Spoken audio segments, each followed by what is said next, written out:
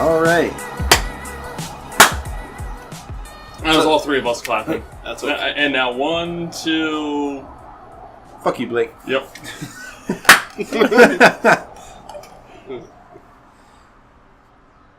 All right, great start. Sqwadcast episode, whatever the fuck. Movies part 2, Electrical Boogaloo. Electrical. I can't... Hey, getting back to tradition as quickly as possible. I'm fucking up words. Interrupting Tim. This is amazing. I'm so proud of myself right now. All right, movies part 2, the sequel. So apparently this episode only features Ryan. Talking over everyone. In this episode of Sqwadcast, we find out I'm an asshole. We knew that. This is episode 10, by the way. It's a milestone. Yeah. We did it. 10 episodes. And we've already got an international fan base. Yeah! Shout out to Sammy. Yeah. Oh, yeah. Let's talk about that, first of all. Pudgy Pudge. So, Pudgy Pudge. you know her. Yeah. Correct? Yeah. So, I guess this is more... Who is she and why is she listening to us? Cuz? All right. Awesome. She lives in Guam. Shout out to Guam. Oh, she lives in Guam. What? What? I'm just saying, like, we could talk Shout about... out to Guam. Okay, so for all of those who... Hey, Guam! Shout out to Guam. You're a better island than most. I think. Not quite a state, but almost. We wish it were. So, anyway. Today on Sqwadcast, we're making up U.S. territory slogans. America Samoa, because they don't like the other one.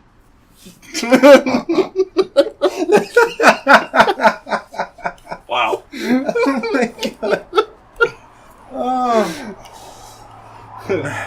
Puerto Rico. No, you were thinking of Costa Rica. Wow. I can't believe this is supposed to be about... This is supposed to be about movies. Turned into seeds from a hat. Real quick, too. So... Midway Island. World War II It happened sure is there. an island. Yeah. Midway Island. Kind of like the Tate, halfway between two good points. Alright, so, anyway. DC, Sam, why not yet? Sam did an animation of, a quick animation of one of the scenes from our first episode. Whatever. For One of our conversation. amazingly stupid tangents from our very first episode. Yeah, it was the very first episode. Mm-hmm. About the little stuffed fish Omen. Shout out to Omen, too. Yeah, shout out to Omen. Shout out to Omen. 10, the milestone and shout out episode. Omen. Nemo, but not really. This is just The much darker version. Episode 10, slogans. okay. So, I've known Sammy for 8-9 years. Like, How long is God time. years? 9 God years. I don't know, like a week. I don't know. One resurrection. Yeah, probably. No, No, but I've known Sammy since Halo 3. Like, It's a very specific thing to date. It was like 2008, maybe we were playing it together. Met through another friend. Does all the internet art and stuff. Yeah, it's really awesome. It's really awesome. fun. She's great. I don't know where else to go with that, but she's fucking awesome, and she's a great friend and a very good animator. Well, so she has her own Facebook page. Yeah, right? she does. That's a separate thing from her personal profile. Pudgy Pudge. She does all kinds of great art. She's officially friend of the podcast. Yeah. The Sqwadcast, #1 fan, Sammy. Way to go. We'll forgive you for misspelling Tim's name wrong. But it's all right. It's okay. We all do. If you guys want to see it, we'll put a link in the description that kind of goes to the video. It's pretty cool. Click it and show some love. Click it now. We'll wait. Play some fucking elevator music. It's about 25 seconds long, so... All right, go team. Any hoozle. And we're back. Movies part 2 today. Part Deux. Yeah. Rest Well, in peace. that's an excellent lead-in, because Actually, we want to talk about sequels today. Yeah. And I think Hot Shots Part 2 is better than Hot Shots. Fun fact, I actually met and know the director of all of those movies, of Hot Shots, of Airplane, 33 and a Third. Yeah, all that Naked stuff. Gun. Naked Gun, Yeah. Jim Abrams, great guy. I have pictures with him. He's a comedy icon. Oh my god, he's hilarious. And He's like single-handedly responsible for one of the best kinds of comedy movie. Oh yeah. He's like, God, dude, he's like 85 or something like that. And we met him in a conference up in Banff, Canada, and he's still witty as anything, dude. He's sharp as a tack. I mean, you know, he's got all of his faculties and all that stuff. I mean, he's just an older version of his previous self, and it's great. He's such a great guy too. He actually runs a foundation called the Charlie Foundation that works with kids who have I should probably know this. To the Google machine. This is part of my job. It's okay, I got this. Sorry for all the clicky clacks. That mechanical keyboard's coming back to haunt you now, isn't it? For epilepsy. It's for kids with epilepsy and stuff. So, yeah, that. So is Banff, Canada, just where they put all the awesome Canadians while all the really polite Canadians are along the border? He's like, not Canadian. It's like badass motherfucker Canada, right? Look, it's not always funny. It's not Bam, M. It's Ban. Banff. Ban. Well, way to fail my expectations yet again, Canada. God. Thanks for hockey, though. Thanks for hockey. Like that's ruining my soul right now. Good job. Got me back for that comment you didn't know I was going to make. The sequels. To sequels. Canada, the sequel to America. Dude. Oh, God. We're sorry, Canada. We love you. I love being inside you. So would Mexico be the third installment of the America trilogy? No, it's the prequel nobody wanted. It's the prequel. Wow. Okay. No, I didn't mean it that bad. Okay. We weren't talking about I'll like stick by Mexicans specifically. Just Mexico. The state of the country itself. It's a lot of boiled down shit. Figuratively and probably literally. Heroin. Awkward silence is generated by Ryan. Like 6. I think I'm on a roll today. All right. Do I put a fucking awkward Ryan counter in the corner? Please go right ahead. It's gonna be so much editing. Thanks, Dick. Oh, jeez. So, what makes sequels better than others? For example, Wrath of Khan. Jaws. Jaws 2 is not nearly as good as Jaws 1. Dark Knight. Oh, yeah. For sure. Arguably Toy Story 2.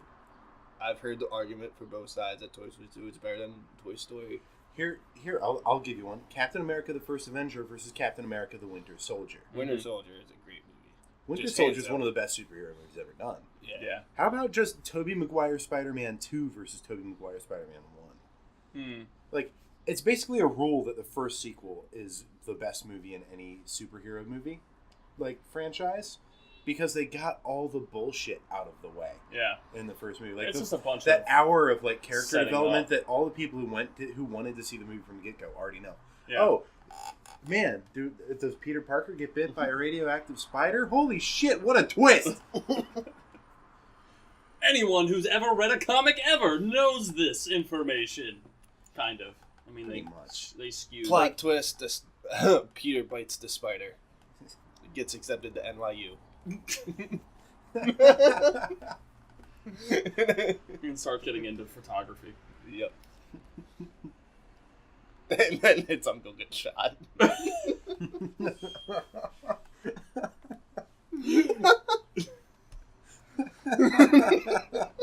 Wow.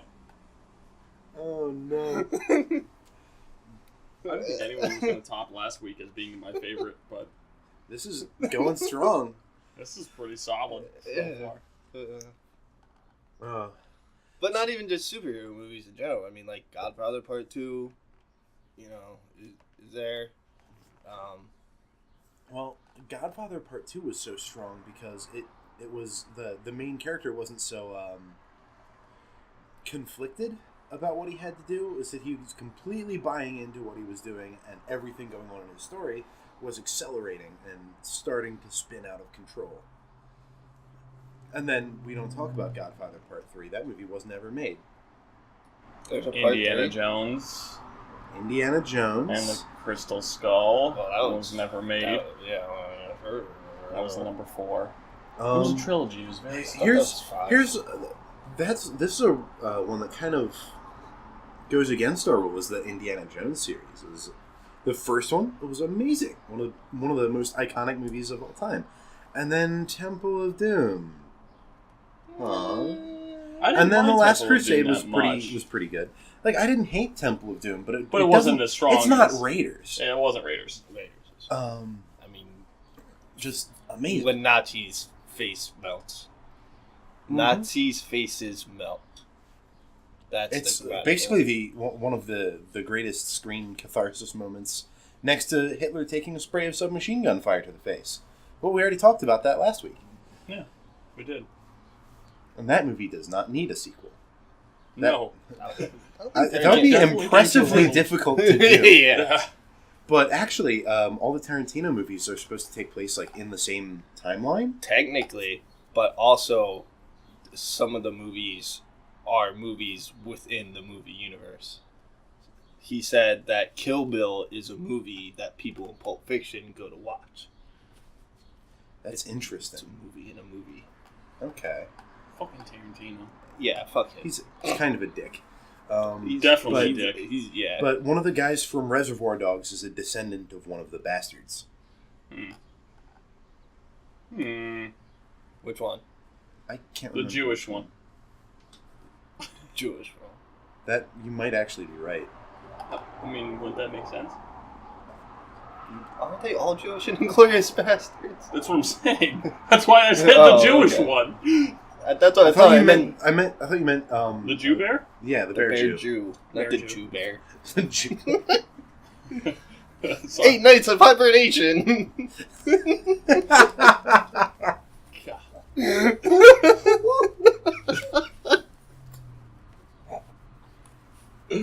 So I'll be taking over Sqwadcast because Ryan and Blake just died. Even though it's my podcast anyway. We're about 15 minutes in, and now it's a solo cast. Solo cast part 2! It all connects. Full circle.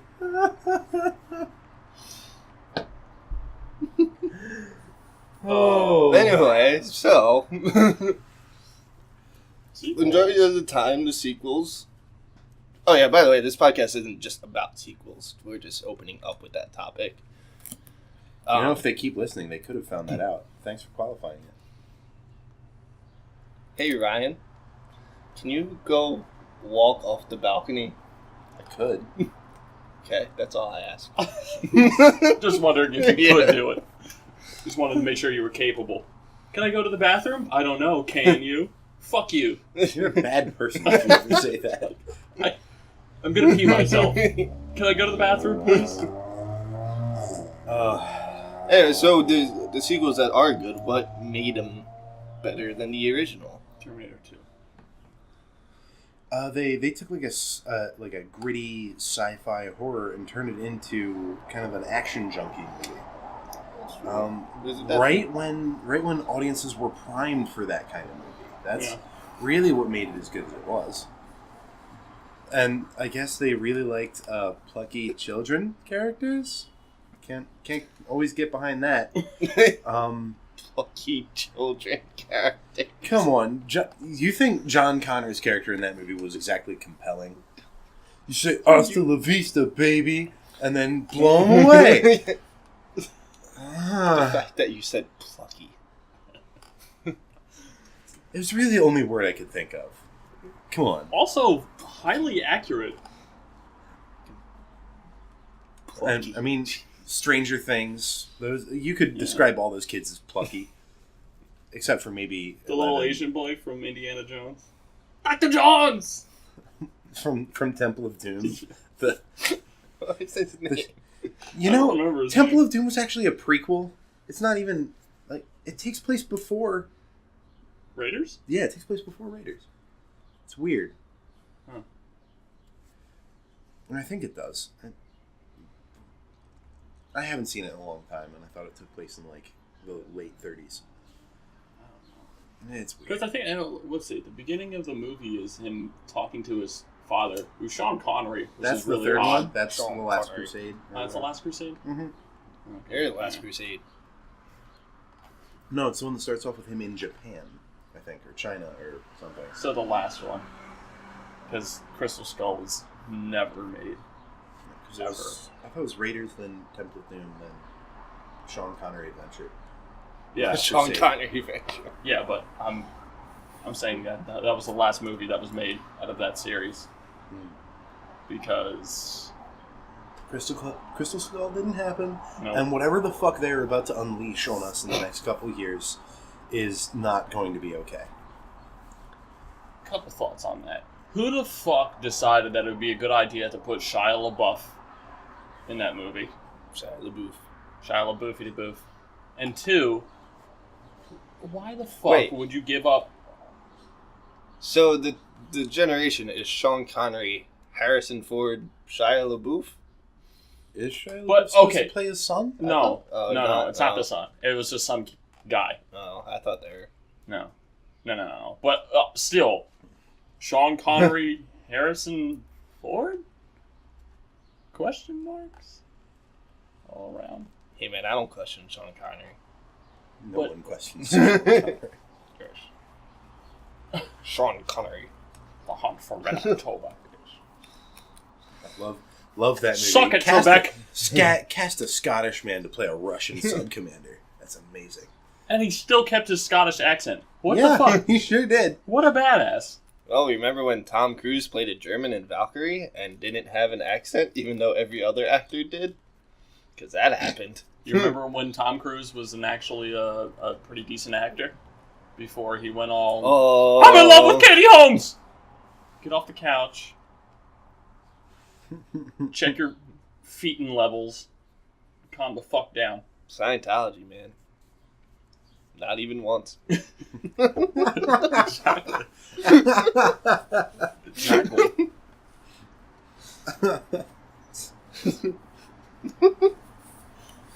Oh man, We're 20 minutes in. You're stepping into the middle of a very quiet war when you say that shit.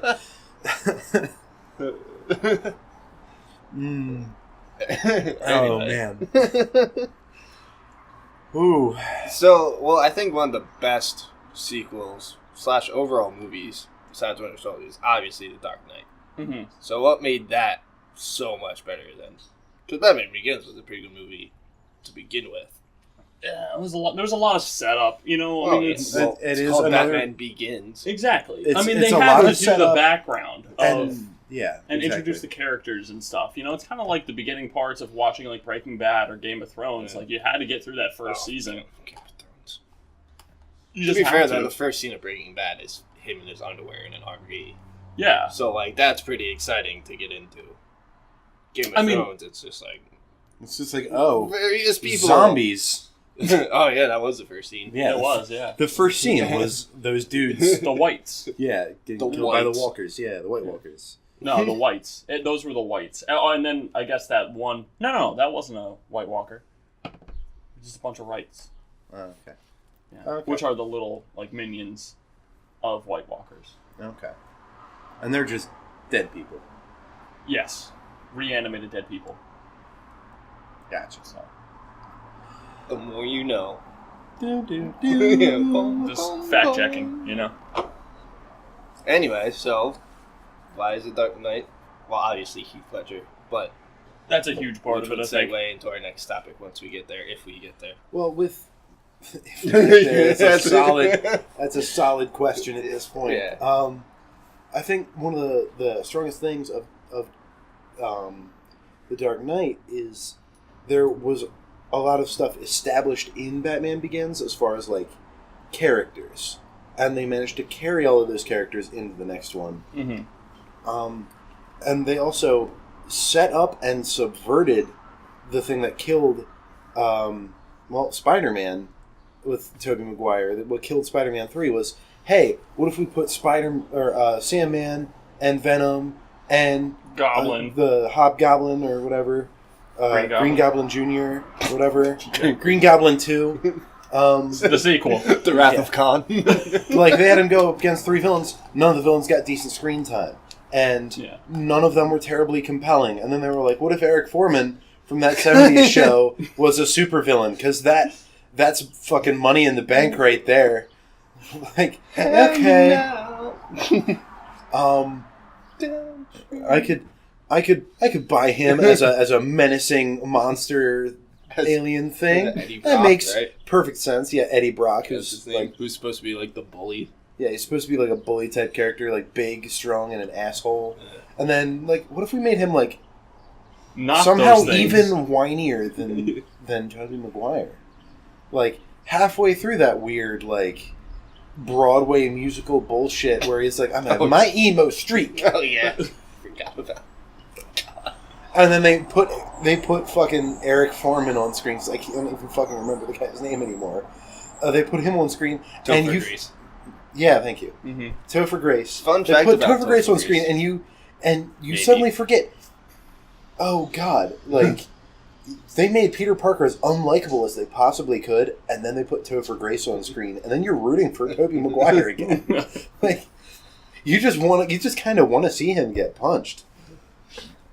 So, side note about Topher Grace, his name's actually Christopher, and he hated going by Chris, so he would introduce himself as Christopher, and people would be like, "Oh, Chris," and he'd be like, "Topher," and then it just kind of stuck. So he goes by Topher. Huh? Interesting. So he's like, oh god. He's like Tofurkey. Violence. He's like Tofurkey. Tofurkey. And Get apparently, the fuck out of here. Venom wasn't supposed to be in Spider-Man 3, but the studio wanted Venom, but the director was like, I don't know if I can fit him in, and they're like, make Venom. Because Venom's one of the most iconic Spider-Man villains. I think he is the iconic villain in the Spider-Man universe. Yeah, probably. I mean, that and Dr. Ock. Doc Ock. I think Green Goblin, I would say. Green Goblin's pretty, just cause pretty up there. I think Venom's definitely his the best number friend's one, though. dad. And, Yeah. Venom definitely has to be his arch nemesis, just being the anti-Spider-Man that he is. It's got to be the most iconic. Yeah. He's facing off with an evil version of himself. Like, I get that. It's pretty cool. But the whole point of what that movie did wrong was that, like, oh, I'm going to tie up the James Franco angle, like, 25 minutes into the important bit of the movie, and then we're not going to worry about that again, and then he's going to have his own emo streak off to the side while I do a jazz piano moment with Gwen Stacy to piss off Mary Jane. Like, okay. Was that Gwen Stacy? Yes. Oh. See, didn't even know that. I just thought it was... I'm pretty sure the last time I saw that movie was in 2007. When it came out, yeah. When only saw it once. Only wanted to see it once. And then they had the whole Sandman thing, which, like, was the least inspired. Yeah. It was the least inspired supervillain performance I think I've ever seen. It's just like he knew he was in that movie to be the third most important villain in that movie from the get-go, and they committed the most screen time to him. Like, why? Well, I think that's what The Dark Knight did differently was... Yes, thank you for helping me get back to that. Was The Dark Knight had we just really the wanted Joker, to shit on the Spider-Man. On Spider-Man 3. They had the Joker. He was absolutely the main villain. Mm-hmm. Yeah. At no point was there any question about that. No point where they're like, man, Batman's so awesome he can contend with all of these villains at the same time. We already knew that. It was just, you see the origins of Two-Face. Right, that was what I was you're say. dealing with, but it was a good way to like segue. And it was a slow burn thing, and then it was a really fast burn thing for a couple seconds there, literally and figuratively. Yeah, and then God damn it, Ryan. He was just kind of a domino falling in the grand scheme of the Joker. Mm-hmm. Like that's how that had to be. That's what made that so good. And, I mean, let's be honest. In combination with Heath Ledger's acting skills and Christopher Nolan's directing, everything just perfectly came together. And the movie's like 2.5 hours long, so they had a little bit more time to play with. It doesn't feel like 2.5 hours, though. Oh, no, absolutely not, because everything is so perfect and succinct. But timing and stuff. Yeah. And you definitely have to owe it a lot of what that film was to Heath Ledger. Mm-hmm. And Aaron Eckhart's pretty underrated as Two-Face.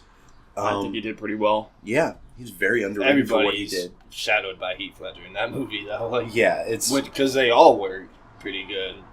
Gary Oldman as Gordon. And he's always been great as Gordon. And Michael Caine, yeah. Oh, Michael Caine. I was sworn to protect you. I'll fail. I'll fail, Master Wayne. I'll fail. We're not making fun Michael of Caine is Michael fucking Caine. amazing. Yeah, I love Michael Caine. I think that particular scene was a bit of a failure in screenwriting and direction. I don't... it was a little bit... In writing, yes, but he fucking nailed that shit. Like, that was emotional. You know? I nothing against Michael Caine for that. It felt a little out of place to me.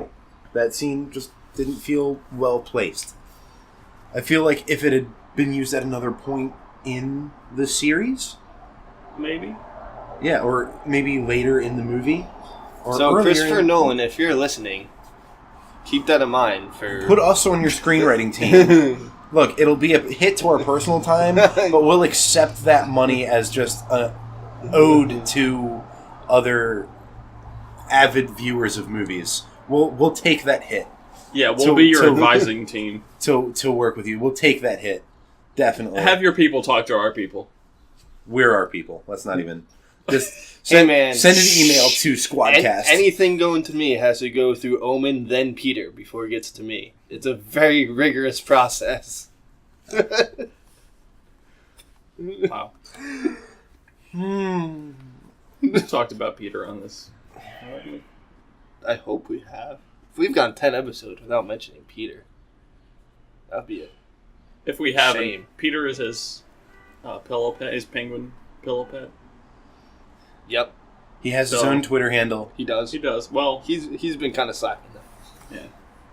Well, yeah. Life moves fast. Sometimes you don't always have time for Twitter. I mean, Donald Trump finds time. Never mind. He literally has dozens of people working for him to free up his time to tweet. Somehow. Yeah. Peter's too busy being a penguin. Fucking penguin bitches. Yeah. Giving pebbles to... Getting his beak wet. Yep. So, Heath Ledger... He belly slides into their DMs. You've been waiting for that, haven't you?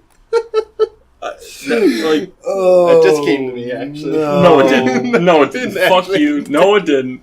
There's probably a draft tweet saved on there from like 2 years ago. Like, Tim's got a dream journal next to his fucking bed, and like one night he woke up, he's like, alright, fuck these dreams, I'm gonna write this one-liner down. Hopefully I'm able to use this at some point in my life. And like set up a scenario around it. Like 3 years later, Sqwadcast episode 10, The Golden Opportunity. Jesus Christ. Then I'm gonna go to bed tonight. Today it finally happened. Oh, shit. Okay, so his dream journal apparently turned into a diary. Dream diary. Why not? Okay. So, speaking of Heath Ledger, does method acting affect the way you guys enjoy movies? Does it make a movie better? Because I recently watched 2 movies with Daniel Day-Lewis, which I haven't seen before. I watched Gangs of New York about last weekend, and then about a month ago I watched There Will Be Blood for the first time. And both his performances were awesome.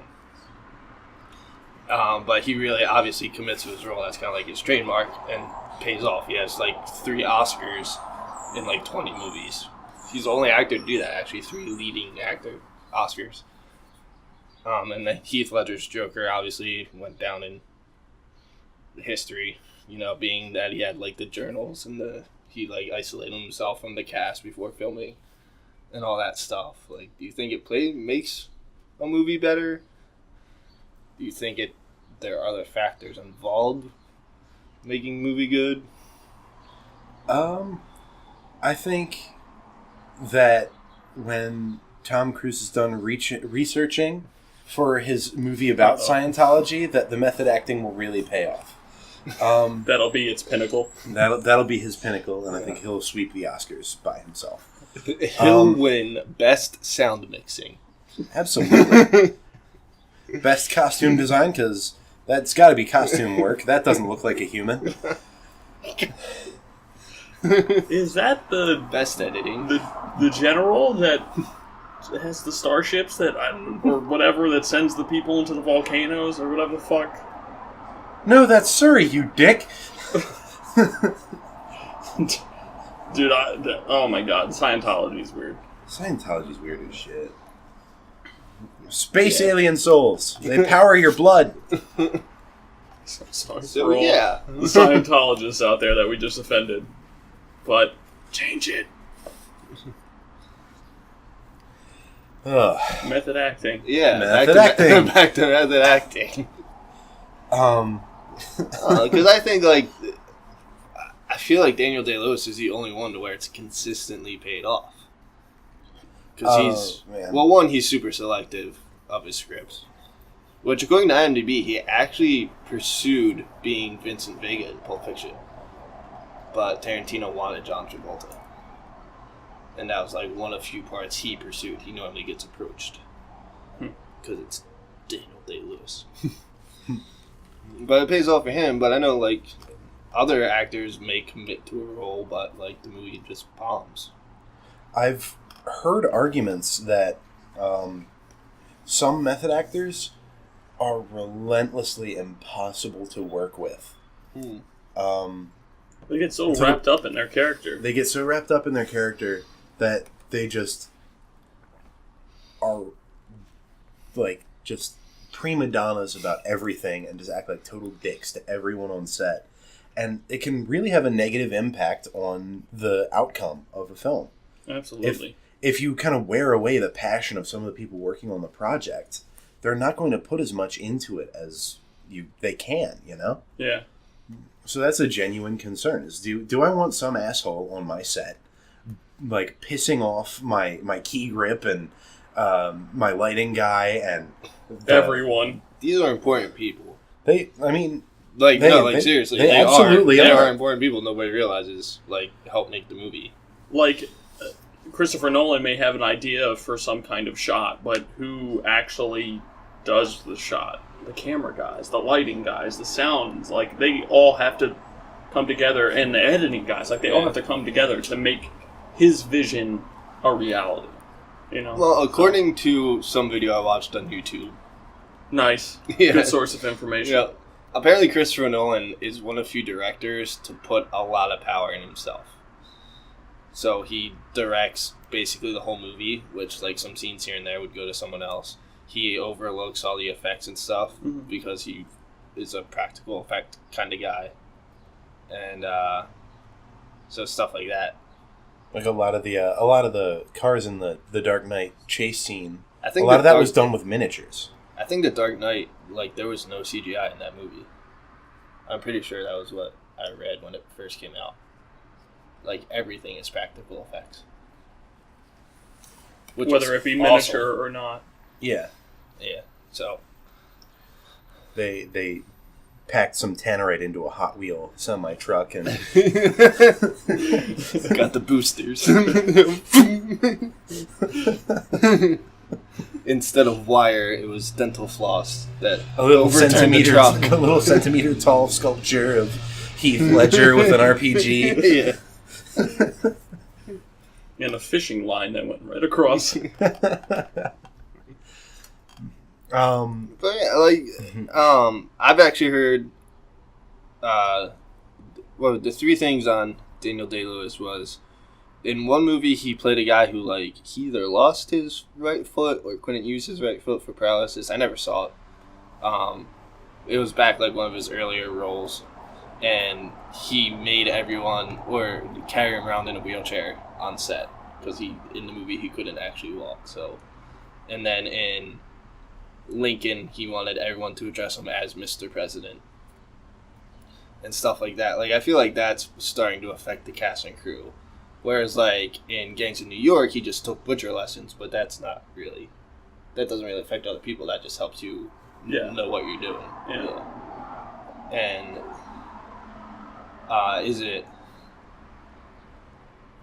does it affect, well, we already covered that. On the reverse spectrum, Jennifer Lawrence, who has won Oscar and 3 nominations, I think now, 3 or 4. She apparently hates method acting, and she won't actually get into character until she's in, like, full makeup and costume on set. Like, even during the read-throughs or, like, rehearsals, she's not fully in character. But obviously she's a good actress and young, so, like, does it really matter? And then you look at Jared Leto's Joker, and apparently how into it he was, and how that movie turned out. We've talked about that numerous that was times. On the, I'm just saying, most notably last side. week. Yes. I don't think it was Jared Leto's fault.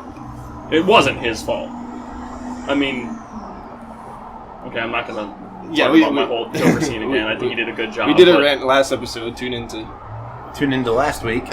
Tune into last week. Listen to last week's for the first time now. Go back in time. And then comment first. Comment first, or you're irrelevant. Anyway, did Jared Leto get, like, he really sent pranks, like Joker type pranks to the cast members, and apparently rumor has it he would laugh at random people on the streets to see what laugh worked best. So, would you consider that necessarily method acting? I think or just acting like a goddamn lunatic. Is there a difference? For the Joker is method acting. Yeah. Okay, but think of it this way. Like, if he was walking around all the time and pretending that he was the Joker, that would be a little bit different. Yeah. But, like, I think in addition to everything he did, though, I think it was part of his method. Because apparently he did do similar stuff. Not nearly to the level of Heath Ledger, but in his own right, he, like, did his own things and was kind of crazy on set, apparently. Well, if he's on set, I guess it's a little bit different, but, you know. Even when the camera's stopping, you're still in character. It's kind of... Yeah. But, I mean, I think more often than not, like, it may sound crazy, but I think it works. Excuse me there. I think it works better for... Don't laugh at my excusing myself. Tim just had to keep down the beast there. Well, they're venturing into TV a little bit, but the guy Riz Ahmed, he was in The Night Of, and he was the pilot in Rogue One that was kidnapped, and then he helped them. Yeah. when filming The Night Of, because he's British, he worked on New York accent, and he spoke in his New York accent the entire time. And then... Yeah, but I mean, picking up an accent is one thing. Yeah. Like, living your life as a crippled person for, 8 months while you're shooting a movie is a little bit different. Like, when Jamie Foxx played Ray Charles, and I think the movie was actually called Ray. Ray, yeah. It was called Ray, yeah. He had to wear prosthetics that made him actually blind for, 16 hours a day. And... that's dedication.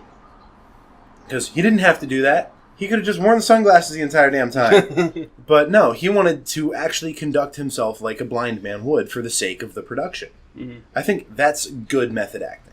You know, I haven't heard anything bad about him in that I think he instance. got the Oscar for that one, I think. Yeah, man, he got the asking for it. Ryan's word disease is contagious. Yep. By episode 15, we're all going to be stuttering, mumbling messes. We're all going to be fucking sim characters. Just going to be speech bubbles with little fucking pictures coming up on the bottom of the screen to our beloved YouTube listeners. So, yeah. We're so sorry. So, I mean, I think it's good in certain circumstances, and I think it can kind of be a little detrimental. Depends on yeah, I mean, movie. Yeah. Like, I think you need someone to be a method actor to play someone like Joker. You know, he's a role that you really do need to be consumed by, to some extent or another, and it to really unfortunately command that kind of presence. Consume Heath Ledger, literally. Mm-hmm. It ate him alive. Rest in peace. Rest in peace. There are some roles where just method acting is just completely impossible and ridiculous. Suppose you Andy want to from Toy Story. I was going to say try and method act as Bruce Banner or the Hulk, and just you're running around just screaming at people all day, or just trying to be a slightly too nervous scientist. All right. What could you even do to research that role? Take up a background and what is his doctorate even in? Astrophysics or something? I guess. Gamma physics. Radioactive physics. Here we go. To the Google. They might just say physicist. Physicist. Mechanical keyboard. Click, click, click, click, click, click, click, click, click, click. Clickety clack. Click, click, click. Aliases, don't care. He has aliases? So while we're searching up Bruce Banner, well, that reminds me of Christian Bale and how he gets into roles. Losing weight, then gaining weight, then losing weight, then gaining weight, then losing weight, then gaining weight. You mean when he lost all that muscle mass from playing Batman so that he could play in The Fighter as the scrawny shithead younger brother? That's some dedication there. And then gained it back for Dark Knight Rises. No. Gained it for Dark Knight. Yeah, Fighter came out because it was Batman Begins. Or same year, I think. No, it's Batman Begins, the Fighter. And then he gained it back for the Dark Knight, and then lost it for the Machinist. Machinist was 2004, or the other way around. Yeah, I think it was. So it's Machinist, then the Fighter was Batman after Begins, the Fighter, Dark Knight. Either way, he went back and forth. And then did Dark Knight Rises, and then he gained a whole bunch of weight for American Hustle. He gained fat for American Hustle. He gained fat. He did. Yeah, he sure did. Love that movie. Oh, here we go. Fields of biochemistry, nuclear physics, and gamma radiation. See, I was almost right. I have a degree in gamma radiation. I don't know how you go to school for that, but... Aha! I mean, it says renowned scientist in the fields of. It's not. It doesn't say that was his degree. So he's a particle physicist, I guess. I guess so. I don't know. We're going a little bit too far down this rabbit hole. Yeah. But Christian Bale has, for the most part, been in solid movies and at a certain point, you gotta think it's probably because of him. I mean, was it De Niro in Raging Bull? De Niro was in Raging nuclear Bull. physics and biochemistry. Okay. Boring. So, in Raging Bull, De Niro filmed part of the movie way overweight, and then lost a bunch of weight and filmed what was chronologically like the first half of the movie. I remember seeing a video on that. Am I talking to me? That's Taxi Driver. Come on, man. I know, but that's also the schizophrenic version. Am I talking to me? It's okay. You talking to me? Whatever. All right. So, what was it? Of course, Idris Elba. He played. Jesus fuck. He played kickboxer. A gunslinger in the Dark Tower. He walks around. maximum hype. Doing kung fu and Kung fu and interdimensional holy fucking devil combat. Did you find everything okay? Yes! So you guys didn't see that. I was kung fuing around. He who shops with his eyes has forgotten his father. What? It's like, sir, you're in Target. I found my mark then. Why are you wearing an overcoat? It's 100 degrees out. I'm the last of my kind. What the fuck? Get out. Anyway, I'm not a gunslinger. Oh, good. That's good to know. Thank you. Otherwise, I'd have to ask you to leave, sir. Swipe your card and get out. Or insert it, because it's probably a chip credit card. This is 2017. Thanks, Dad. Why does Oh it my make God! why does it make a negative that was noise? It's the most annoying sound in the world. Successful transaction. What happens if it's unsuccessful? Does it explode? Yeah, like That's Does like it cake shoot back cover. at you? Like, how did that go through R&D? And they were like, okay, it was guys, literally the first one that like was widely released by many manufacturers. It's just the first software thing, and now nobody wants to buy a different kind because no one else is used to using those kinds because the only one I think they trademarked the way that it's like inserted from the bottom. That's what she said. How can you trademark that? They're patented. That's still, how could you patent that? It's a fucking credit card slot. Like there are competing ones that have like ones on either side or on top, or you push it in like kind of next to the keypad. Mm-hmm. And those don't make those horrible noises. I've actually worked with one of those, and the thing is, they're a little more expensive, and not everybody knows about them. And most people would rather just be like, okay, and just put it in the bottom. So everybody knows how to use that one now. Mm-hmm. So they're just going to go with a brr, brr, brr, brr. Seriously, though. It sounds like your card was declined. Yeah, like it sounds like the entire grocery store just saw you get really embarrassed. Yeah, exactly. Like... It's like, congratulations, you have the money. You are good for this purchase. I mean, it could have just been a happier noise. Like, bling, anything. It doesn't matter. Like, the fucking... I get that it's meant to be a tone. That would have been fine. It's meant to be a tone that's like, okay, pull your card. Like, it's meant to draw your eye back to the pad. Okay, so and make you pull the card out. Have a bling successful, and if you don't pull the card out, then it goes like you have to pull the shit out now. That would have been fine. That would have been great. But instead, they're just like, burn, burn, burn, good job, burn, burn. But, like, honestly, who thought that was a good idea? It doesn't make any sense. It just doesn't make sense. I don't know, man. I think that was a poor R&D. I think it was literally just some company was like, we just need this to be manufactured and be available as quickly as possible. Contract out cheap factories in China, Taiwan, like everything. Get as many of these fucking things built as possible. Guam, make it a Island. fucking noise. American Samoa, the other Samoa. The other Puerto Samoa. Rico. America's Costa Rica.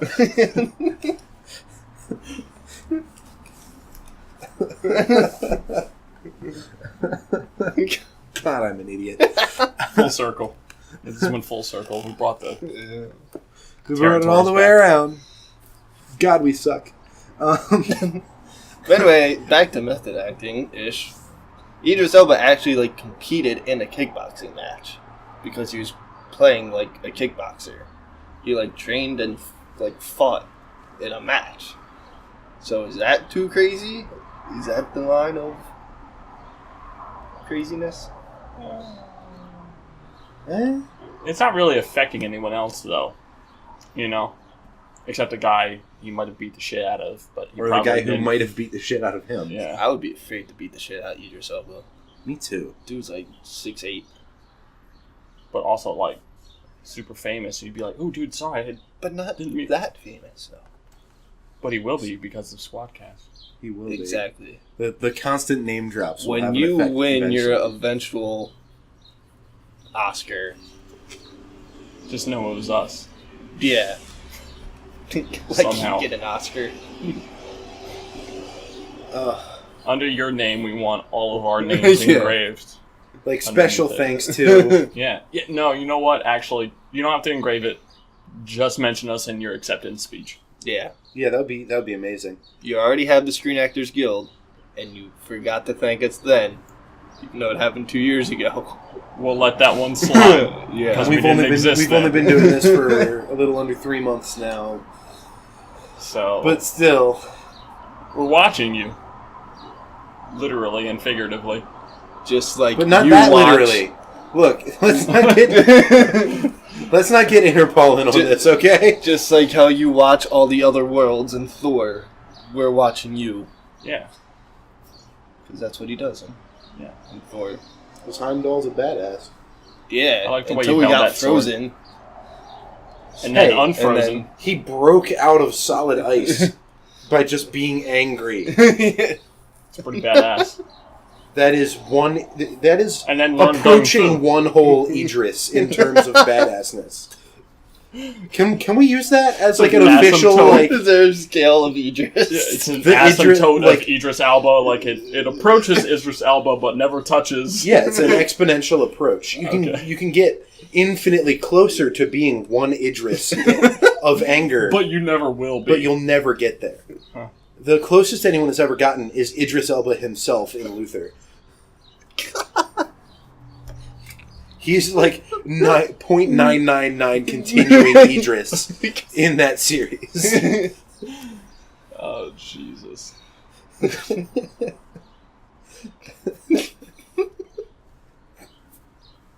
I'm glad we got Idris in. I want to make a scale of Idris. From 1 to 5. If we could just get the three of our faces on the video feed for this, and just have little scales right next to our names. Idris faces. No, just our three faces and scales, and then the y-axis is just a picture of Idris Elba, and just the bars are rising and lowering. Every time a bad joke is said, we rise on the Idris Elba So about scale. half of the times I finish speaking, because your two bars just start creeping up. While yours plummets into the negative. What would be the opposite of an Idris Elba? A Michael Cera.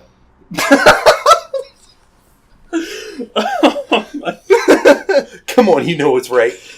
Oh, God, I was going to say a Kristen Stewart or something. Just no emotion, just blank face or something.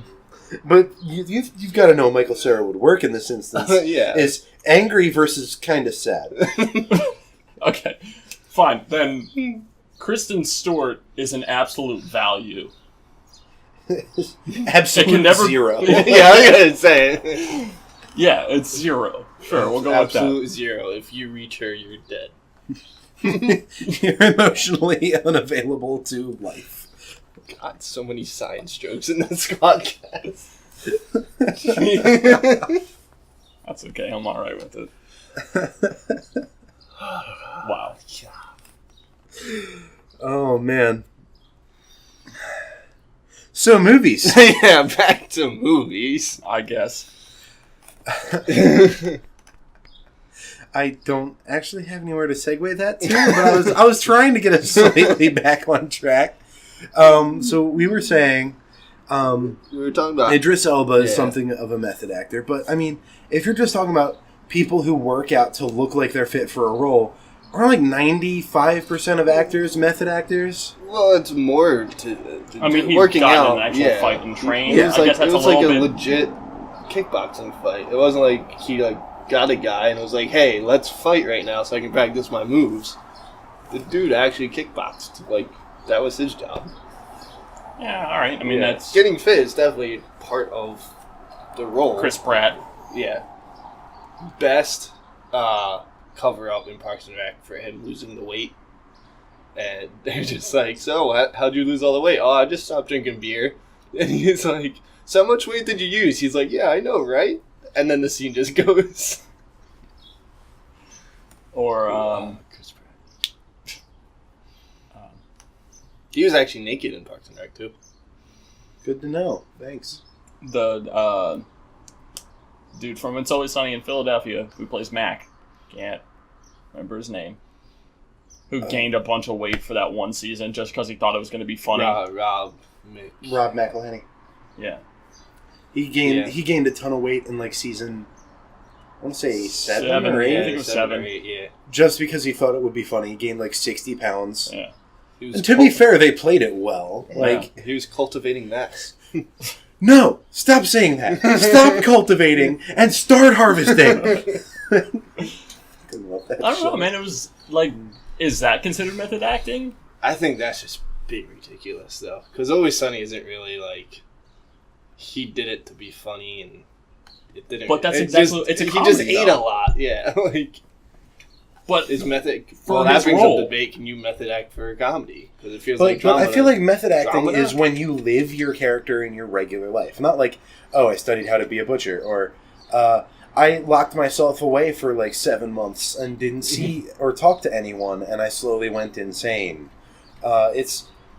You're talking about like, oh, I tried to adopt a new personality quirk, or something like that, or Jamie Foxx. I went blind for a significant portion of my life to do this movie. Like, that's method acting. Whereas, like, oh, I, like, lost 100 pounds and got really nasty and mean looking and was a shithead for a little while. Like, I wouldn't say that's, like, method acting. It's to the same extent. Like, gaining and losing weight for a role is just part of being an actor. Is you want to look... So it's more personality-driven? It's more... I think method acting is more personality-driven. And it's definitely more rewarding for certain characters to be played than it is for others. And I think it could almost be, like, hampering to actually have a method actor to be method acting for certain characters. Just... Sometimes it just seems unnecessary. Like, if you're the kind of actor where you can just kind of assume your character once you're ready to, like, I think that's a little more commendable than, like, I need to be this person in order to do my day job. Dormammu. Yeah. I need to be the eater of worlds. It's not like Benedict Cumberbatch became a surgeon. A spell slinger. Oh. To have that backstory. You know what I mean? Like, I was doing the ring thing. Ring slinging? Ring slinging. Yeah, he just opened up a gate on me. Yeah. Apparently. I now have Ryan is currently dying. increasing his Idris meter. He's approaching Idris. Yes. I'm approaching 0.3 Idris right now. 0.3 Idris. Which is when your heart starts to beat fast and you get a little bit of tunnel vision. At 0.4 Idris, you start to lose time. At 0.5 Idris, Matthew McConaughey becomes your mortal enemy. Alright. And I slowly start to climb. What's a 0.6? Because I'm about there right now. Oh, man. So now Matthew McConaughey is my arch nemesis. My heart's beating fast. I have tunnel vision. So you're starting to periodically black out. Yeah, 0.7 is when you start a child army in Africa. I become Coney. Well, I was referring to the movie Beasts of No Nation that Idris Elba won the SAG Award for and was not nominated for an Oscar because Oscar is so white, y'all. Okay, I'm at an 8 now. I'm about to raise a child army in Africa after Tim. I'm at a solid 0.7. Do you have Coney's number? We can link up. Yeah, I mean, it would be great to get some tips. Yeah. We just keep watching Invisible Children, just nonstop. We're Coney 2017. Yeah, it's us. I'm not 100% sure he's even still alive. So, hey, neither is the rest of America because we're goldfish when it comes to anything important that doesn't involve us. Yeah, pretty much. At 0.8 Idris. You start to learn Gung Fu. At 0.8 Idris, you no longer need to aim to make insane shots with guns. All right. At 0.85 Idris, you can shatter glaciers with your rage. At 0.9 Idris, your body temperature is close to that of the sun. Okay. At 0.95 Idris, you're a British detective with anger issues. At 0.97 Idris... You take over from Michael Scott in the office. Exactly. And then you've achieved meta stability, and you're just a boiling pot of rage beneath the surface of looking kind of calm. and then Jim Halpert increases your Idris meter to 0.99. To the point of almost 0.99. To 0.99. Yeah, it's all because of Jim. Which is... You drop the first person you are seen with off the 4th story of an industrial complex because you don't like him. Okay. I think that's the closest he's ever gone to full Idris. Is the opening scene of Luther. Yeah. Spoiler alerts for the first opening scene of Luther. Sorry? It's the whole draw of the show is that he's way too angry for the job. I have nowhere else to go with that, so... Let's look up those really shitty reviews on IMDb.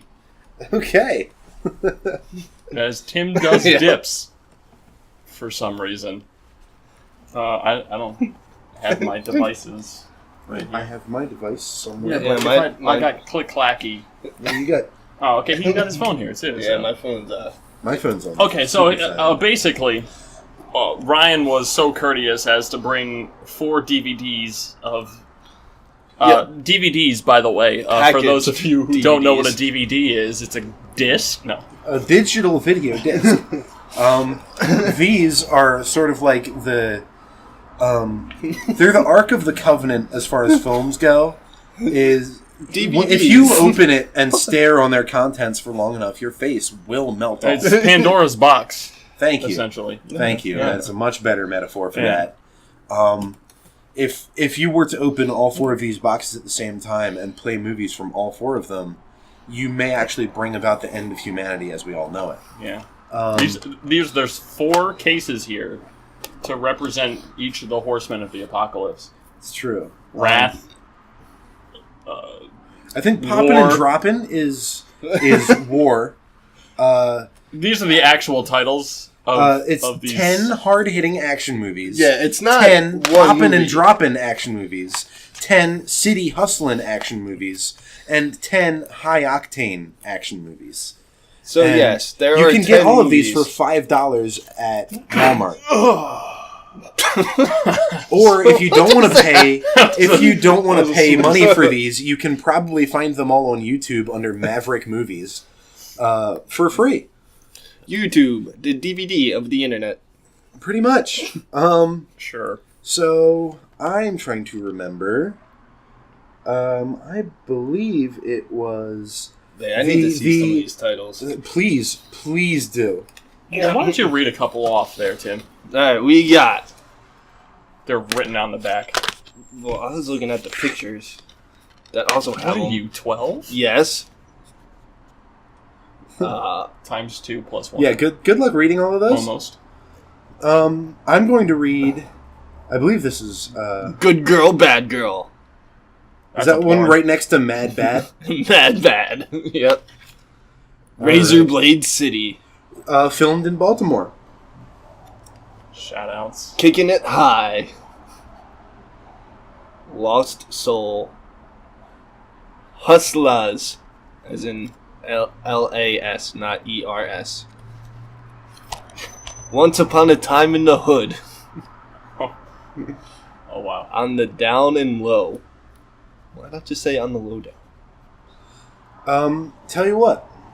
Mexican Mob War. Mexican Mob War, that's another gem. At about 2/3 of the way through the movie, you come across a scene that they actually forgot to shoot by the end of production.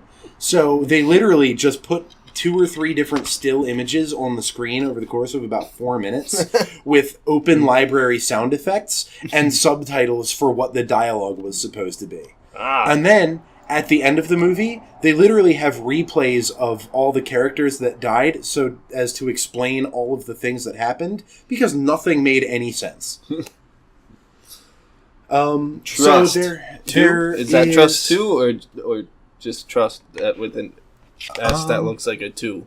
If you would look over to, I believe it is Poppin' and Droppin' action movies, there should be Hip Hop Task Force somewhere.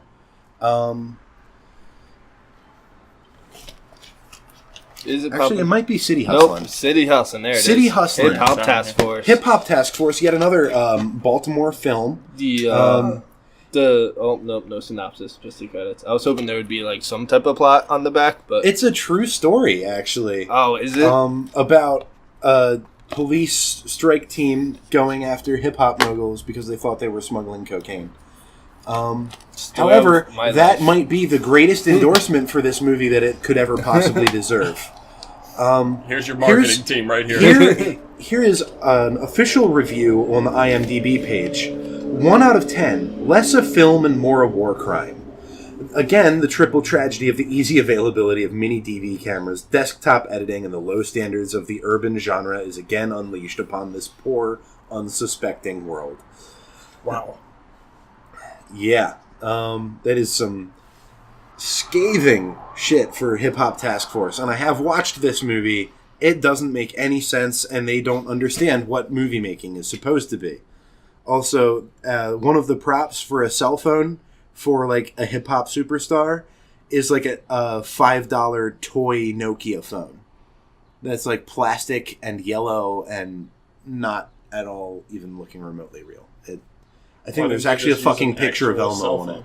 Because they didn't have the budget for that. Why didn't they just use their actual cell phones? Because they didn't have the budget for that. Yeah. It might have been filmed like a long time ago. It was filmed in 2005. It was prepaid. Okay, so they didn't have a cell phone at that point? Don't ask questions. It was prepaid. They ran out of minutes. They didn't get the new It was one only yet. going to be a prop. There's another one on here. I believe it is... And a wild whale comes through Sqwadcast. My bad. It's been a long day of doing nothing. You know? Kicking It High. Yeah. Is meant to be an endearing, like, boys will be boys tale of high school hijinks. Click, click, click, click, click, click, click, click, click, click, click. Fuck off, Tim. Click, click, click. He's approaching interest. He's approaching critical interest. How did this get a 6.5 out of 10? Because 3 of the 4 people who were involved in making the movie left positive reviews of it. Give it one Look star. at some of the reviews for it, because one of them is from a guy who, like, I believe they, like, saw... Oh my god.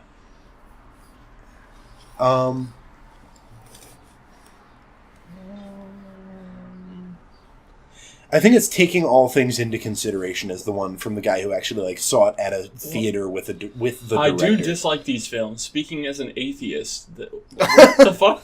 Yeah, there's some nonsense. That perpetuate the idea that those who believe in God do not commit crimes, or most of them don't. U.S. prison systems have mainly Christians in them, 65%. What the fuck does this have to do? It has nothing. I've seen this movie.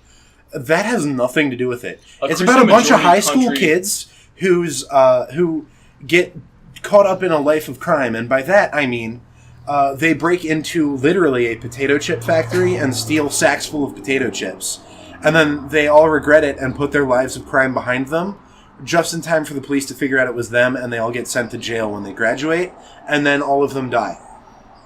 It's the dumbest movie I've ever fucking seen. Christ. And it's not even that dark because it's done so clumsily and shoddily that you're actually laughing at them being stabbed.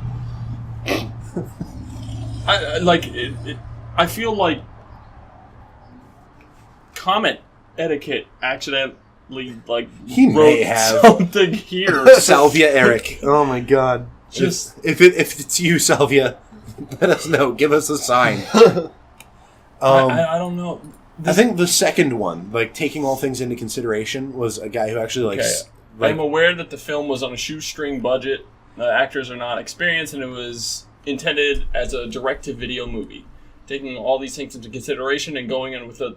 Oh god, I'm going to fucking start because I keep hearing myself talk. Hold on. Taking all things into consideration, I'm going in with low expectations. The film was still terrible. One does not need experienced actors or a big budget in order to make a good film. Look at Gus Van Sant, Elephant, Kevin Smith's Clerks. Okay, I'm being trite. What is he talking to himself now? Pretty much. You can think of dozens of extremely low budget films that were well done. Taking things into consideration, that's the second or third time he said that already in the first paragraph. He's really trying to be devil's advocate for this movie. I'm in no way expecting Junie Smith. Is that? Oh yeah, Junie Smith. To be Kevin Smith or Hal Hartley. But it was not. But I was also not expecting him or anyone else to make this movie. I didn't think it was even possible. People have intentionally tried to make bad movies, and they may have not been as bad as this. Wow, what the fuck? The fuck was that? If you hand a 6-year-old or a trauma film producer a camera, he or she will still turn out something better than this. Well, damn. Are you sure this dude's playing devil's advocate? Because it looks like he's just going to rip the thing apart. He really tries to play devil's advocate. I got a chance to speak with the director afterwards. I had to work really hard to avoid him asking any questions that would require me to lie while trying to keep a straight face while answering. I think I asked him what stock he used. It was obviously 16mm, shot poorly. Had I not been promised refreshments afterwards, I would have walked out. It turns out they all had cheese cubes. What the fuck? And those water crackers that come in 5 different varieties per box. What the fuck kind of review of a movie is this? This is the greatest movie review ever. He's literally talking about his experience after having watched the movie. He's like, I hate this director so much. If you're interested, go on to IMDb. Because that is a really long review, and you should read it for yourself. It's like a fucking mile long. Yeah. There's another gem called Back to Ballin', starring Little Troy and Lil Troy Jr. A little-known sequel to Ballin'. It's not a sequel, but it is back number 2 Ballin'. It's not a sequel to anything. They're just shitty. Gotcha. The IMDb page for this is entirely blank. Yep, literally. But I'm sure I can... Little Troy himself. Don McGee, Lolo. Dub niche, actor. Did they even get their SAG card for this movie? I don't think so. It needs 5 ratings. Genre's drama.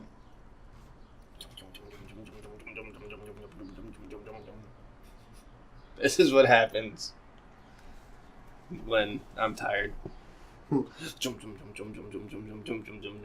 Oh, I found the Rotten Tomatoes page. Oh, Jesus.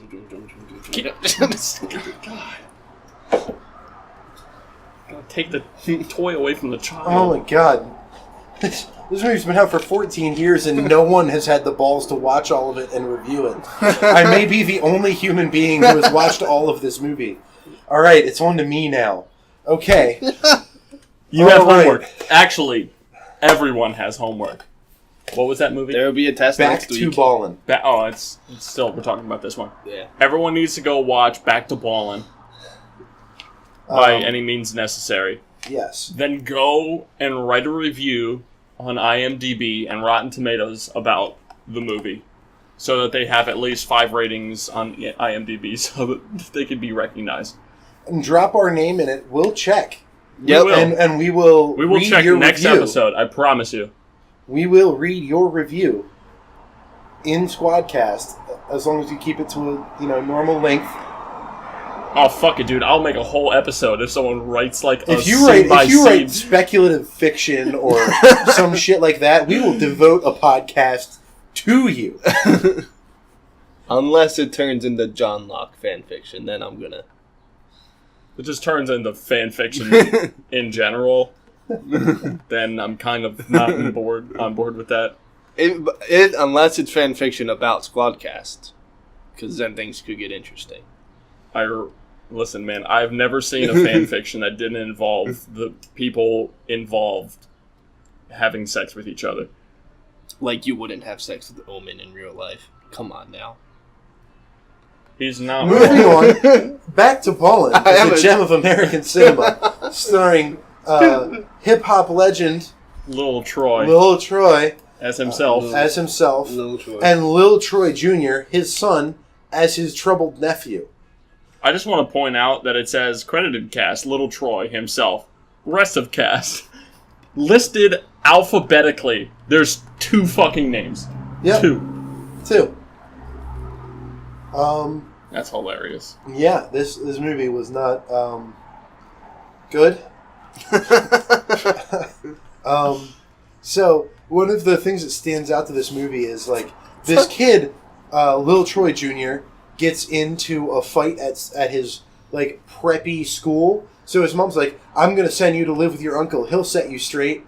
His uncle is like a hip hop mogul and is like about to go platinum or something for the first time ever, and he's like, "Oh my god, this is amazing!" But he hangs out with all these like crooks and gangbangers, and so she sends him to live with his uncle, whose wife is the same actress who plays Little Troy's mom, but not at first. At first, it's another woman, and then the first woman like just walked off set one day, probably, and was just like, "Fuck this shit." And they're like, "Shit, the only actress we actually have who's willing to work with us is the woman who plays your mom. She's your aunt now." So let me get this straight. They changed the aunt actresses. was like literally like between 2 scenes, the mom changed. The mom was only in like the first 5 minutes or so. The aunt changed. Sorry. Yeah. So he goes to live with his uncle, and his uncle's wife changes actresses halfway through the movie. And the actress who played the kid's mom at the beginning of the movie is now her brother's wife. So wow. That's fucked up in so many ways. Wow. And then within like the span of probably like a couple of weeks that the movie. I'm at a 0.8 Idris right now. This is some of the greatest filmmaking. This movie is making me Idris all over. Yeah, I'm pretty sure I've made Snapchats better than this movie. Me too. I think I've posted 2 snaps ever. And they probably were better than this They're probably movie, more too. compelling than this. One of them was definitely at Anna's birthday downtown. Yes. And then the other one was a picture of Kelvin lying on Omen. Yeah, there you go. Yeah. Omen. Chilling with Sqwad on Omen. Although the Snapchat of Peter stripping is quality. How about that Snapchat of you just making bowling pin puns for like 20 goddamn minutes? I was at about 0.95 Idris. I developed an accent and had taken a detective's exam. All in the Kitchen of Glory days. Actually, no, wait, I think it was Bar Louie. Yeah, I was going to say. I think All in the Kitchen of Bar Louie. That was great. Oh, that God. Oh, my R.I.P. God. Allie. I'm still mad at you. Allie, I'm going to choke you to death. I want to drop you off of an industrial park right now. Let's go find a building. Great. I got paid to do that. That is why I have so many problems with this world. You got paid to make puns about a broken bowling pin. Oh God, I'm not laughing anymore. Please kill me. End my miserable existence. That was a great Snapchat. For you. I might post it in the links just so all you can see. Did you save them all? I definitely saved that one. Wow. Because they were all posted, and it was like, save all your story? I was like, yes. Yes, please. This is Oscar-worthy. I hate you so much.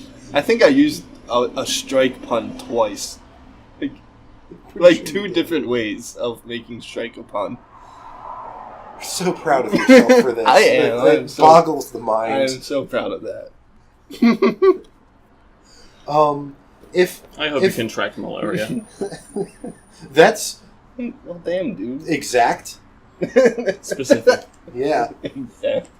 Of any of the 40 movies, I would recommend anyone to watch. 39, because Yeah, one of them's on there twice. Real Hustler is on 2 of these separate box sets. It was just such a gem, it had to be. They had to put it on twice. I would have to pick between either Gangster Party or Hostile Takedown. Because Hostile Takedown has about 45 minutes of worthless backstory leading up to what my friends and I, we all had to watch it in like a group of 8 people to kind of bear through it. But we all affectionately call it Black Die Hard. Black Die Hard. It was filmed in some kind of weird half-built shopping mall. And Go on. That's really the best thing I can say about it. So kind of like the constructed building from Die Hard? Yeah, I guess. But just 2 or I can't remember which that which was. Die Hard that one had. Which one of the 19? Yeah, God. Is Die Die Hard. Hard... Talking about sequels that there have been way too fucking many of. Yeah. Is Die Hard the only movie title to be an estate motto? No. He's like, I don't want to ruin these DVDs. What else? Vermont's state motto is live free or die hard. I'm not 100% sure you're correct. Live free or die. That's the motto. Not die hard. Live free or die. Is Vermont. Freedom and unity. Maybe it's New Hampshire. Get wrecked. It's somewhere in the Northeast. Somewhere in the United States. And it's somewhere above New York. There you go. Live free or New die. Hampshire. There it is. Live free or die. Huh. Man, that's a little dark when you think about it. Yeah. That's a state motto. Wow. Like, better not, have a supervisor for, like, anything ever. We could make up a better state motto for New Hampshire. No, we're not part of Vermont.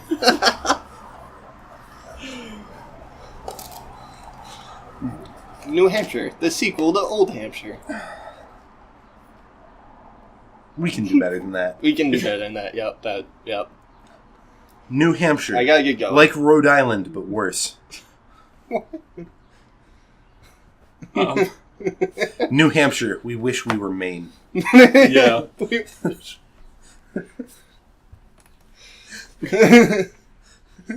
New Hampshire, almost as small as Rhode Island, but worse. New Hampshire, 69ing with Vermont.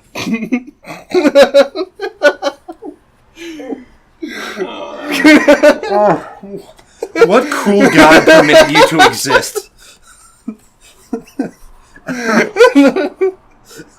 New Hampshire. Bet you wish it was New Hamsters.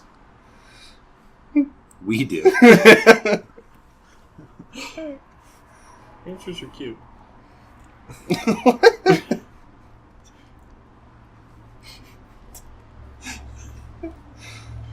Now I'm trying to think of just like other mottos for other states in that region. Like, Maine, almost Canada. Almost. Maine, Canada light. Oh, Jesus. Rhode Island, yes, we're actually there. Because it's small. Yeah, we got it. We know. Fine, Rhode Island, the micropenis of America. Better?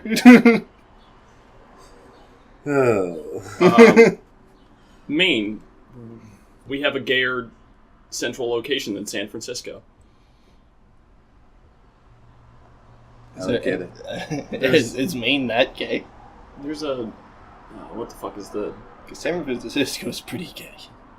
There's a city in Maine somewhere. Or Rhode Island, maybe? No, it's in Maine. Apparently it's like the gayest place on earth. It's like the Disney World of gay people. I thought that was San Francisco. Okay, yeah. No, that's the Disneyland of gay people. You're right. You're right.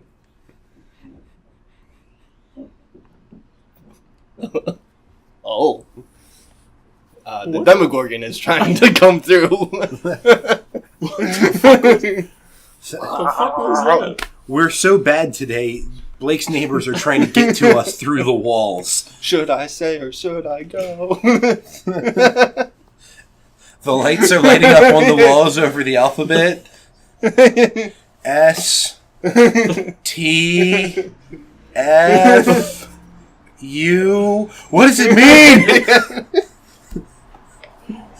Oh, Jesus Christ. Taking a hard turn south, Missouri. Even we can't spell it right. Yeah, I mean... It's the world capital of illiteracy. Ah. I'm not actually basing that on any statistic. I really don't like Missouri. Never been there. Never met anyone from there. Just have a strong Missouri. Missouri. Fuck Missouri. But back to Stranger Things. I would really love for my life to be kind of like Stranger Things. And I'm really only saying that because of, what's her name? It's really hot. Barb. No. It's not who I was referring to. Nancy. I was going to say David Harbour. The actress who plays Nancy. M as in Mancy. Mechanical keyboard. Not Stranger Things. Stranger Stings of just pictures of Sting come up. God. Stranger Things. Nancy. God damn it, dude. I can't. Nancy Wheeler, played by Natalie Dyer. Ah. Yeah. Yeah. That was a mechanical keyboard adventure right there. Yeah. Went from Stranger Stings with our adventure with Sting to that reminds me of that fucking Stranger gif. Things and Rude Boys. Do you know the gif I'm talking about where one wrestler was like high-fiving all the fans in the crowd and he came across the guy in the Sting mask who hits him in the face with the chair and he pulls the mask off and it's still Sting. Nope, but we're gonna he was find wearing this a out. mask of himself. Sting, god damn it! 90s wrestling. Sting gif. That's it, the first This one. one? Oh, RVD.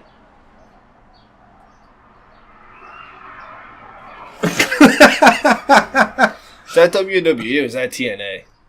I don't know, dude. I think it's But TNA. that is the best thing ever. So he was Kevin Spacey before Kevin Spacey was Kevin Spacey. I guess. Because when he did the Yeah. Okay. Yeah. Interesting. I was thinking of this Sting, just so we're all clear. Like the musician. Roxanne. Yeah. Like Police Sting. You don't have to put on the rainbow. Roxanne. Next So week movies. next week you'll hear Tim do the entire Police album. Oh, man. Their By entire himself. discography in order. Yep. With A no cappella. musical accompaniment. Yeah, a cappella. We don't even give this motherfucker a metronome. Good luck. And you don't get any lyrics to help you. But if you get it wrong, we get to put a shock collar on you anytime you get it wrong.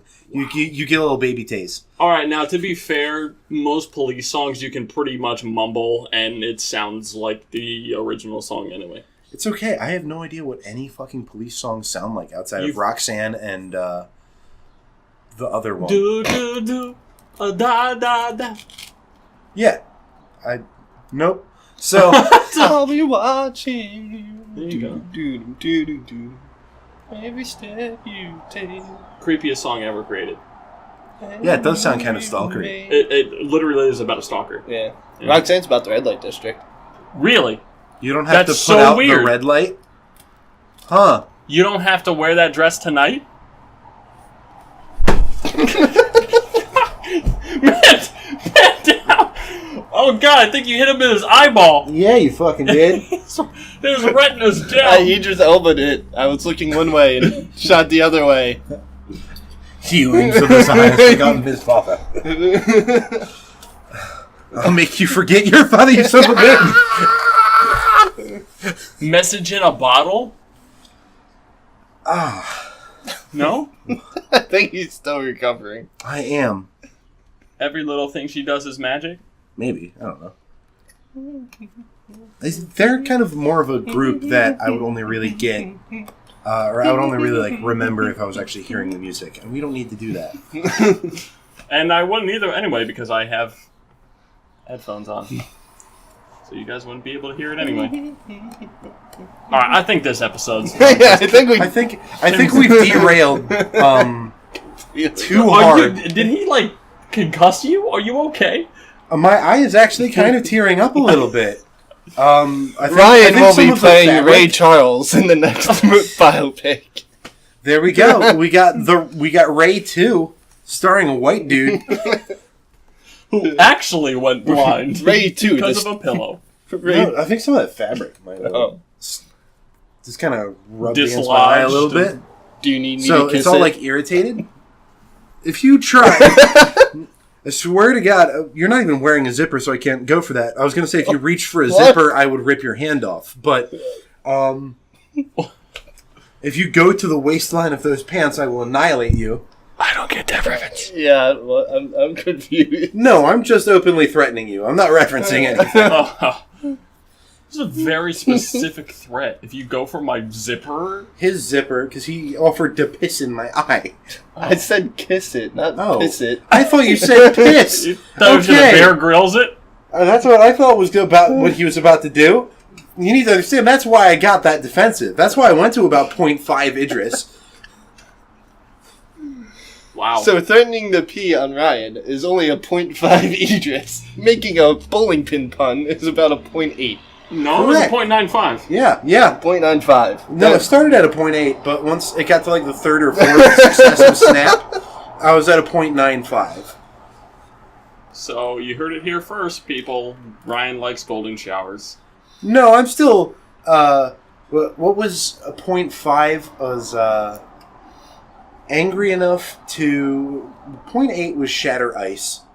0.5 was I can gun fu, right? I think that was Gung Fu. And then Yeah. 0.6 No, I was think Matthew McConaughey. I think points. No, No, 0.5 0.5 was Matthew McConaughey. I'm so angry that I have Points. declared emotional war on Matthew McConaughey.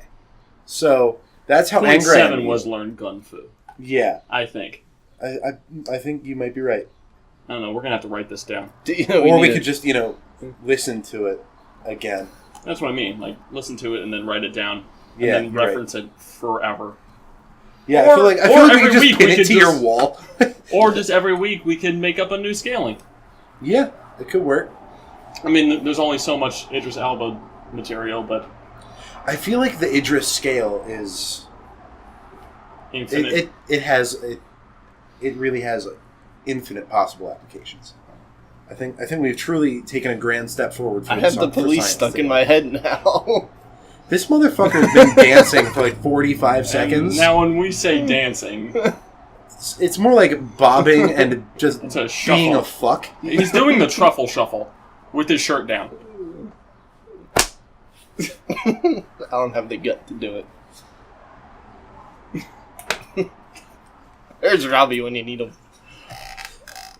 I only say that because he's actually done it before. And he's also twerked on my wall before.